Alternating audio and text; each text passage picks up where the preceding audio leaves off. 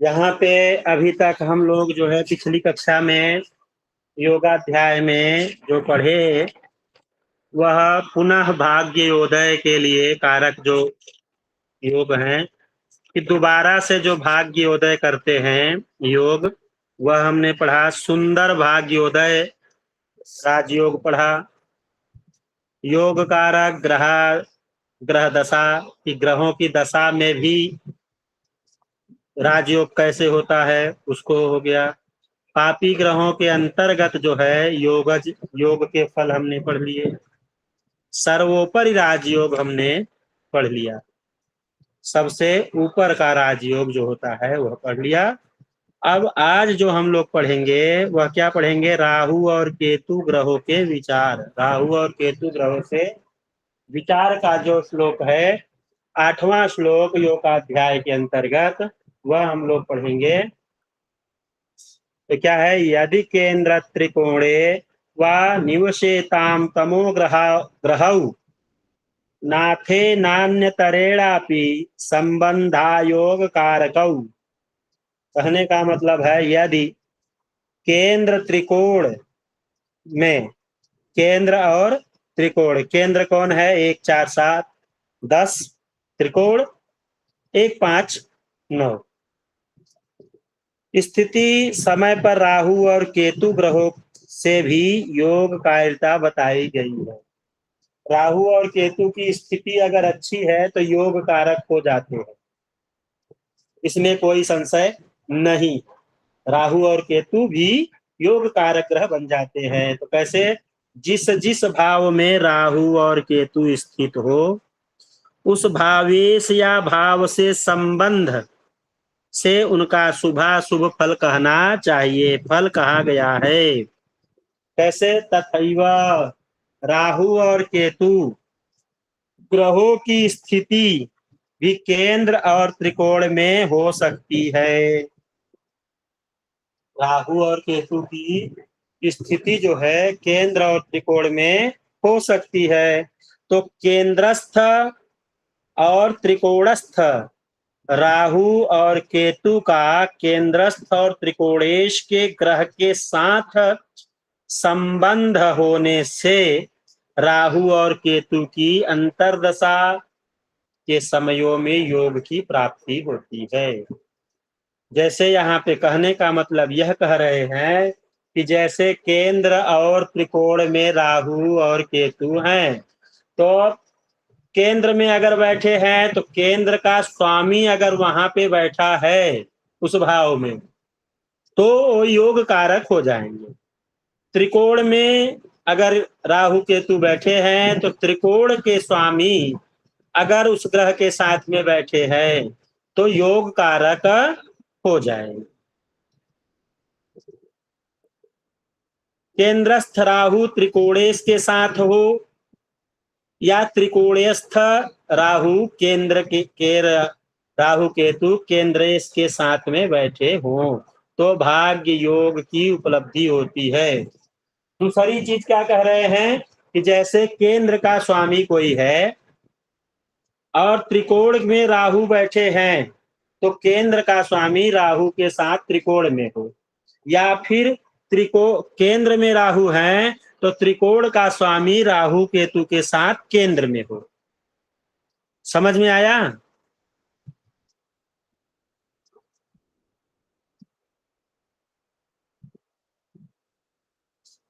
जिगीश जी, अनीता जी। जी गुरुदेव। जी गुरुदेव। देखिए ग्रंथ यही होते हैं, ग्रंथ यही होते हैं कि अगर आप बेसिक पढ़ लिए हैं तो ग्रंथों में केवल समझने की स्थिति उत्पन्न होती है।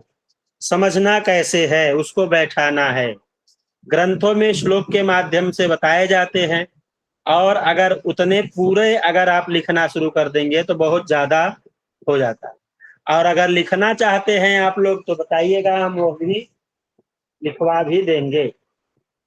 ठीक है? तो ये समझ में आ गया कि अगर राहु या केतु केंद्र में बैठे हैं और त्रिकोणेश के साथ में हैं तो राजयोग कारक हैं। त्रिकोण में बैठे हैं, केंद्र के स्वामी के साथ में बैठे हैं तो राजयोग कारक हैं, भाग्योदय कारक हैं, भाग्य का उदय कराने के योग्य हैं। ठीक, अब क्या कह रहे हैं, अगले श्लोक में चलते हैं तो कह रहे हैं केंद्र त्रिकोणेश का अष्टम एकादशेश से संबंध। अगर केंद्रेश और त्रिकोणेश का, केंद्र और त्रिकोण का संबंध अष्टम और एकादश भाव के स्वामी से या एकादश भाव से संबंध बनता है तो क्या होता है, वह बात कर रहे हैं। तग धर्म कर्माधिनेतारौ रंध्र लाभाधिपौ यदि तयोः संबंध मात्रेण न योगम लभते नरः। क्या कह रहे हैं, केंद्र त्रिकोणेश ग्रह का अष्टम एकादशेश से संबंध होने से योग की सत्ता मात्र कहने की होगी। फलदान में सामर्थ्य भाव होता है। मतलब कि अगर केंद्र और त्रिकोण के स्वामी एकादशेश और अष्टमेश के साथ बैठ जाएं तो जो फल होगा वो सत्ता मात्र के लिए होगा, कहने मात्र के लिए होगा। लेकिन फलदान में सामर्थ्य भाव बहुत कम स्थिति कहे जाएगी कि वह बहुत कम स्थिति में अपना सामर्थ्यवान दिखा पाएंगे। जैसे धर्म अर्थात नव, कर्म अर्थात दशम, अतः नवम और दशम का स्वामी यदि रंध्र, रंध्र किसको कहते हैं, अष्टम भाव को रंध्रेश कहते हैं या रंध्र भाव कहते हैं ना। अष्टम, नवम और दशम के स्वामी यदि रंध्र, अष्टम, लाभ मतलब एकादश भाव के स्वामी हो, नवम और दशम के स्वामी अष्टम और एकादश भाव के भी स्वामी हो तो इनके संबंध मात्र से योग अर्थात योग की सत्ता मात्र भाग्य योग की प्राप्ति नहीं होती है। जैसे अगर कोई ग्रह अष्टम भाव का भी स्वामी हो, नवम भाव का भी स्वामी हो और दशम भाव का भी स्वामी हो, एकादश भाव का भी स्वामी हो, तो ऐसी स्थिति में कौन हो सकता है, ऐसी स्थिति में शनि और बुध हो सकते हैं, शनि और बुध हो सकते हैं। जैसे शनि की एक राशि अष्टम भाव में बैठ जाएगी, दूसरी राशि दशम भाव में बैठ जाएगी, तो दशमेश कुंडली का, किसी भी कुंडली का दसवां भाव सबसे मजबूत होता है। लेकिन अगर वह अष्टम का भी स्वामी और दशम का भी स्वामी हो गया तो वह क्या होगा, भाग्य योग की प्राप्ति नहीं होती है, वहां वह कारक नहीं होते हैं, यह भाग्य की उन्नति में रुकावट दे देते हैं। दूसरा वही सूत्र लगाइए बुध वाला कि एक राशि नवें भाव में बैठ गई, एक राशि एकादश भाव में बैठ गई, तो वहां भी उतना अच्छा फल नहीं दे पाएंगे। वही स्थिति देख लीजिए, शनि की दोनों राशियां, एक राशि आठवें भाव में, एक राशि नवें भाव में, यहाँ भी वही स्थिति। दूसरी चीज, एक राशि दसवें भाव में, एक राशि 11वें भाव में, वहां भी यही स्थिति कि दशमेश और एकादशेश, नवमेश और अष्टमेश दोनों हो गए, तो वहां पे भाग्य की उन्नति नहीं होती है, नहीं कर पाते हैं, बहुत अच्छा फल नहीं दे पाते हैं, भाग्योदय में हानि होती है, भाग्य की हानि कराते हैं। ठीक है, समझ में आया।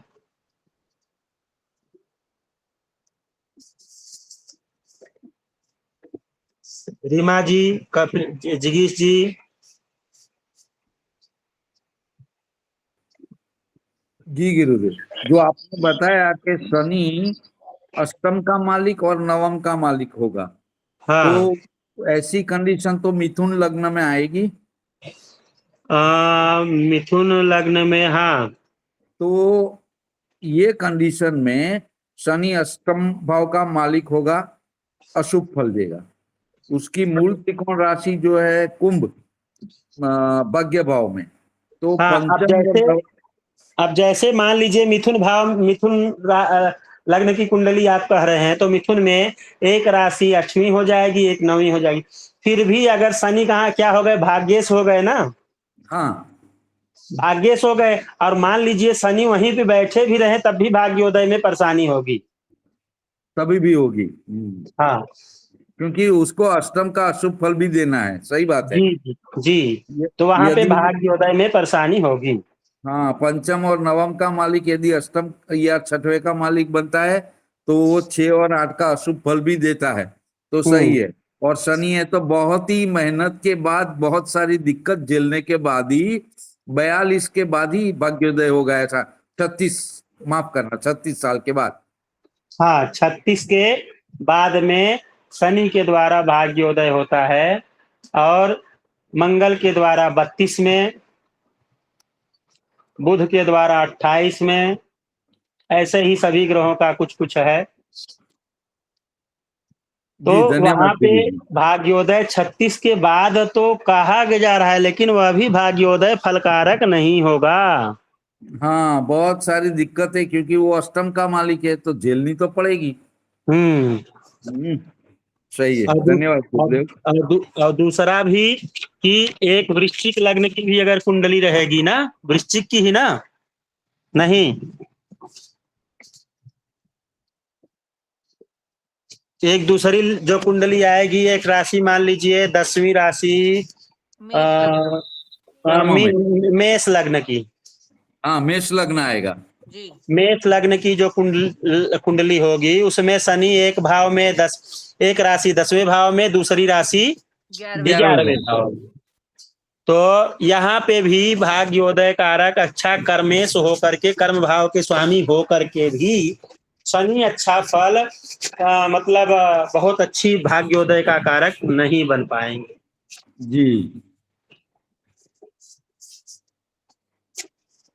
समझ में आ गया ना? जी गुरुदेव, समझ आ गया। और मैंने रीमा रीमा पुस्तक जी में आपको दोनों आया? कुंडलियां बना भी ली। रीमा जी, सर थोड़ा थोड़ा आया है, दोबारा रिकॉर्डिंग सुनूंगी तो थोड़ा ज्यादा समझ आएगा।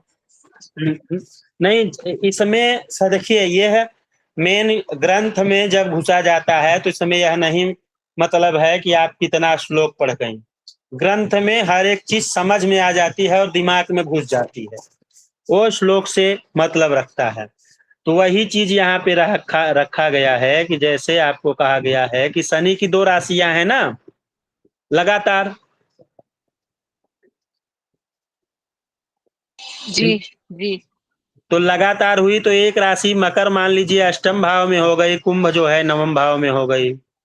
जी अष्टमेश और नवमेश एक भाग्य कारक हो गया, एक मृत्यु भाव में हो गई। तो अष्टम जी। और नवेश हो करके भी, भाग्येश हो करके, भाग्य के स्वामी हो करके भी भाग्य की उन्नति में भाग्य का कारक नहीं हो पाएंगे, भाग्योदय नहीं कर पाएंगे। ठीक है। एक यहाँ पे क्वेश्चन है कि हाँ। जब 8वें भाव में जब शनि बैठते हैं तो शनि मृत्यु देंगे या हमें लंबी उम्र देंगे, बचाएंगे उससे?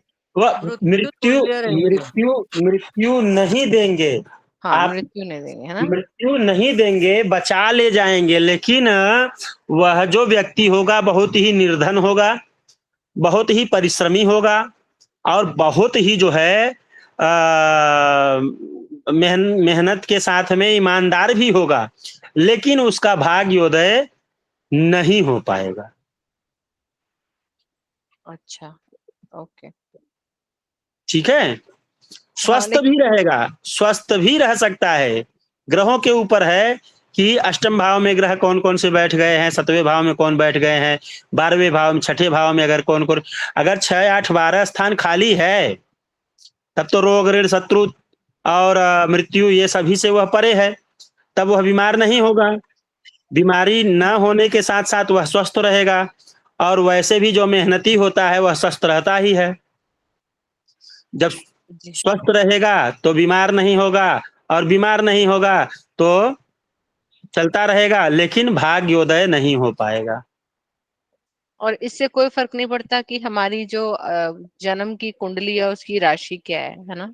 राशि से मतलब नहीं है, राशि से नहीं है, अच्छा। मतलब नहीं है यहाँ पे। अब यह अभी अगर इसमें यह तो केवल यह बात बताई जा रही है कि अष्टम और एकादश से संबंध करने वाले ग्रह की बात कर रही है। लग्न केंद्र और सूत्र केंद्र और त्रिकोण के केंद्र और त्रिकोण की बात कह रहे हैं कि जो सबसे मजबूत भाव कौन सा है, सबसे बड़ा मजबूत भाव है दसम भाव। उसके बाद अगर कोई सबसे मजबूत है तो कौन सा है, नवम भाव। त्रिकोण में सबसे मजबूत भाव 9 है और केंद्र में सबसे मजबूत भाव 10 है। कि सबसे मजबूत भाव के स्वामी होने के बावजूद भी भाग्योदय का कोई बहुत बढ़िया लाभ नहीं दे पाएंगे। लेकिन अगर कुंडली में राजयोग है तो राजयोग तो अपना फल देगा ही देगा। जी। मान लीजिए कुंडली में कोई राजयोग है तो राजयोग फल देगा। अब यहाँ पे ये बात कही रही जा रही है कि नवमेश और दशमेश भाग्योदय में कारक होंगे कि नहीं होंगे। किस अवस्था में, जब एकादशेश का भी स्वामी हो, नवमेश दशमेश का भी स्वामी हो, अष्टमेश के भी स्वामी हो, उस स्थिति में कहा जा रहा है ना। जी। ये बैठ गया। चलिए अब हम लोग आते हैं, ये अध्याय तो समाप्त हो गया। अब आगे का जो अध्याय है वो कौन सा है, अथायुर्दायाध्याय, आयु देने का अध्याय। आयु विचार किस भाव से किया जाता है और कहाँ से विचार किया जाता है उसके बारे में कह रहे हैं। तो आयु विचार के लिए पहले भी कक्षाएं कुछ चल चुकी हैं और आयु विचार के बारे में कुछ बताया भी जा चुका है। लेकिन इस ग्रंथ के माध्यम से जो हम लोग को पढ़ना है, उस ग्रंथ के माध्यम से हम लोग देख रहे हैं। तो क्या करें, अष्टमं ह्यायुषः स्थानमष्टमादश अष्टमं च यत तयोरपि व्यवस्थानं मारकस्थानमुच्यते। अब कह रहे हैं आयु योग आदि दीर्घायु का सभी ग्रंथ तथोक्त विषय में मानक है। सभी ग्रंथों में अपने अपने मानक के अनुसार जो है आयु सभी बताए हैं। लेकिन यहाँ पे क्या कह रहे हैं, लग्नादि द्वादश भावों का में अष्टम भाव को आयु भाव कहा जाता है। लग्न आदि सभी भावों में से अष्टम भाव को आयु भाव कहा गया है ना। इसलिए जो है आयु स्थान अष्टम भाव होता है। अष्टम भाव से क्रम गणनया अष्टम स्थान। दूसरा चीज, अष्टम से अष्टम भाव को भी देखने से क्या आएगा, तृतीय भाव होता है। अष्टम भाव को आयु स्थान कहा गया है। वही दूसरी बात कह रहे हैं कि अष्टम से अष्टम भाव तृतीय भाव हुआ। अब दूसरी बात आगे बढ़ते हैं तो क्या कह रहे हैं कि अष्टम से व्यय भाव, अष्टम का व्यय भाव कौन हुआ, सप्तम भाव। अष्टम का व्यय भाव कौन सा हुआ, सातवां भाव। और तृतीय का व्यय भाव कौन सा हुआ, दूसरा। तो अष्टम और तृतीय भाव को जो है अगर देखा जाए तो व्यय भाव, तो सप्तम और द्वितीय भाव को भी आयु निर्धारण का भाव, मार्केश का भाव, आयु की क्षति कराने वाले भाव की गणना कही जा रही है। जैसे शरीर का व्यय भाव कौन सा है, द्वादश भाव। उसी तरह अष्टम का व्यय भाव कौन सा हो जाएगा, सप्तम भाव। प्रथम आयु स्थान और द्वितीय, अष्टम से अष्टम तृतीय स्थान द्वितीय में आयु स्थान कहे गए हैं। आयु स्थान को लग्न मान लीजिए। जैसा कि हमने आप लोगों को बताया कि अष्टम भाव को अगर लग्न मान लिया जाए तो लग्न मान लिया जाए तो 7वां भाव उसका व्यय भाव हो जाएगा, और वही अगर तृतीय भाव को अगर लग्न मान लिया जाए तो तृतीय भाव का द्वितीय भाव जो है व्यय भाव हो जाएगा। तो दोनों स्थान से जो है आयु का भाव देखते हुए इस दोनों स्थान को हम मारक भाव के नाम से कहते हैं। यही सिद्ध होता है और यही सभी ग्रंथों में भी बताया गया है। इसी स्थान को मारक भाव के रूप में कहा जाता है और इसी तरह से मार्केश की स्थिति और गणना को कहा जाता है। आयु भाव जैसे विशेष महत्व का भाव व्यय करने वाला, विनाश कारक व्यय भाव होने से सप्तम और द्वितीय भाव को मारक स्थान और सप्तमेश द्वितीयेश ग्रहों को मारक ग्रह कहते हुए मारक ग्रह की दशा, अंतरदशा, प्रत्यंतर दशा में जातक की मृत्यु या मृत्यु का भय आदि का संकेत किया जाता है। मृत्यु या मृत्यु का भय का संकेत कहाँ कहा जाता है? द्वितीयेश और सप्तमेश की अंतरदशा, प्रत्यंतर दशा और महादशा में जो है मृत्यु या मृत्यु का भय बताया जाता है। मृत्यु के समान भय का विचार जो है किया जाता है। ये हो गया।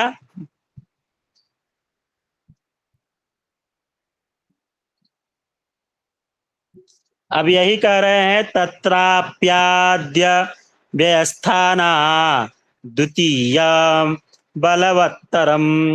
अब दोनों में बलवान कौन है, उत्तरोत्तर बली कौन है? तो कहते हैं कि दोनों में द्वितीय स्थान जो है, सप्तम और द्वितीय स्थान में द्वितीय स्थान बलवान है।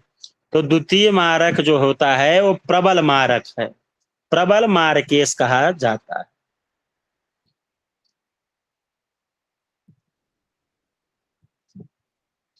ठीक है।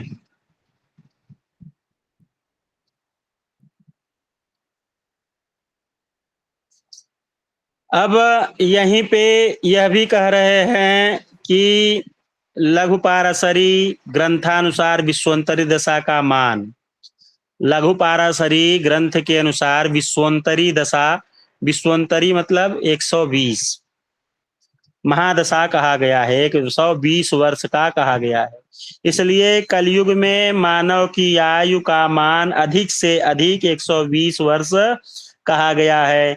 बाराहाचार्य ने अपने बृहद जातक ग्रंथ में मनुष्य की परम आयु का मान 120 वर्ष और 5 दिन कहा। बाराह मिहिर जी जो थे, बाराहाचार्य उनका नाम है, बाराह मिहिर जी अपने ग्रंथ में बृहद जातक में उन्होंने लिखा है 120 वर्ष और 5 दिन की आयु कहा है। फलित ज्योतिष के ग्रंथानुशील से 80 वर्ष से 120 वर्ष तक की दीर्घायु और 40 से 80 तक को मध्यम आयु और जन्म से 40 वर्ष तक अल्पायु माना जाता है। जैसा आप लोग जब अल्पायु योग लिख रहे थे तो कुछ लोगों का प्रश्न था कि अल्पायु योग कब से कब माना जाना चाहिए, अल्पायु कब से कब कहते हैं? तो अल्पायु जो होता है वह जन्म से 40 वर्ष तक अल्पायु योग होता है। अनेक युक्तियों से आयु के 3 खंडों में 32, 36 और 40 वर्ष की कल्पना से दूसरा 64, 72 और 80 वर्ष तक को मध्यम आयु एवं 96, 108 और 120 वर्ष को दीर्घायु माना गया। इस प्रकार अल्पायु जैसे जैमिनी जी ने कहा है कि लग्नेश और अष्टमेश, लग्नेश और अष्टमेश लग्न से सप्तम तक यदि चंद्रमा हो तो पहला आयु निर्धारित हो गया कि मतलब 32, 36 और 40। उसी प्रकार यह सभी गणना कही गई हैं। ये अल्पायु योग आदि के बारे में कहा गया है। इसमें आप लोगों को कहाँ तक समझ में आया, कहाँ तक नहीं समझ में आया, आप लोग जहाँ ना समझ में आया वहाँ बता दीजिएगा, ठीक है। जिगीश जी, अनीता जी, सुनील जी।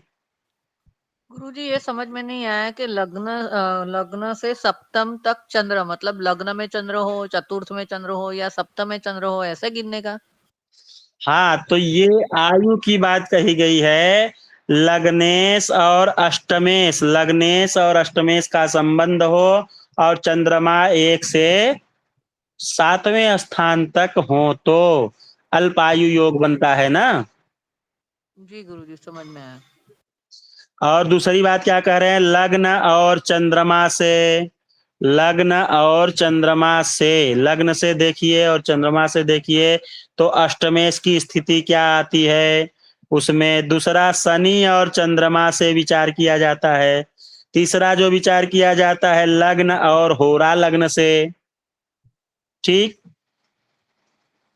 मुख्यतः उक्त 3 प्रकार के आयु का विचार किया जाता है। वह मुख्यतः 3 प्रकार की आयु कौन सी हुई, अल्पायु, मध्यम आयु और उत्तम आयु या दीर्घायु। तो दीर्घायु मतलब तीनों चीज बता दिया गया। 1 से 4 जन्म से 40 वर्ष, 40 से 80 वर्ष, 80 से 120 वर्ष, 5 दिन तक की आयु को इस प्रकार से विभाजित किया गया। तो ग्रहों की गणना के अनुसार किसी की 64 वर्ष, 72 वर्ष और 80 वर्ष जो है यह मध्यम आयु हो गई। किसी की 32 वर्ष, 36 वर्ष, 40 वर्ष ये मध्यम आयु हो, सूक्ष्म आयु हो गई, मतलब अल्पायु हो गई। किसी की 96, 108 और 120 वर्ष तक की आयु होती है दीर्घायु में। तो वह ग्रहों की गणना के अनुसार गणना करने के बाद में यह सब निकलता है, ठीक है।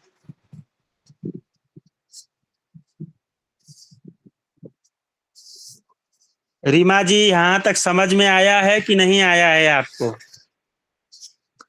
हाँ, जो आप बता रहे हैं वो तो समझ आ रहा है।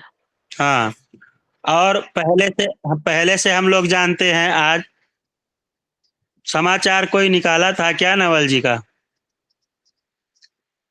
आ गए? देव आज बैटरी खत्म होगी फोन की। जिगीश जी कहे आप कहीं खो गए हैं? दीर्घायु है गुरुजी। नहीं नवल खो जी। नहीं गए, पोस्टर आ गया था मेरे पास ढूंढने का। अच्छा, जी जी। अनीता जी क्या कह रही हैं आपके बारे में, सुनिए। सुनाइए जी। दीर्घायु है, याद किया और आ गए। दीर्घायु है। प्रणाम गुरुदेव, दंडवत प्रणाम सभी को, भाइयों को, बहनों को दिल से, हृदय से नमस्कार। मेरे लिए आपने इतनी बड़ी जो है दीर्घायु की कामना के लिए धन्यवाद आप सभी का। कपिलेश्वर लिखा है अखबार वाले नवल भैया को ढूंढ लाए। कल कपिलेश्वर की हमने बहुत बड़ाई की यहाँ पे। अरे भैया अकबर छुपाने के लिए हम भेज दिए थे आपका फोटो के साथ, कहाँ गुम हो गए बोल के। कपिलेश्वर एक वो चंदन की लकड़ी चाहिए या उसमें मंदिर के लिए अभी रिकॉर्डिंग हो रही है, इसके बाद में बात करिएगा। तो यहाँ पे देखिए कि जैसे आपको हमने बताया ना कि लग्नेश और अष्टमेश दोनों चर राशि में अथवा एक स्थिर और दूसरा द्विस्वभाव राशि होने पे दीर्घायु होती है, ठीक है। लग्नेश और अष्टमेश दोनों चर राशि में, लग्नेश और अष्टमेश दोनों कौन सी राशि में हो, चर राशि में, अथवा एक स्थिर और दूसरा द्विस्वभाव राशि में होने से दीर्घायु होती है। दूसरा क्या कह रहे हैं, दोनों द्विस्वभाव में अथवा लग्नेश या अष्टमेश एक चर राशि में दूसरा स्थिर राशि में हो तो मध्यम आयु होती है। लग्नेश अष्टमेश दोनों स्थिर राशि में अथवा दोनों एक चर राशि गत और दूसरा द्विस्वभाव राशि में हो तो अल्पायु होती है। ठीक है, इसका आप लोगों को कल लिखा दूंगा मैं, आप लोग लिख लीजिएगा। यह बहुत ही जरूरी चैप्टर है और हर किसी को जानकारी होनी चाहिए। ठीक है,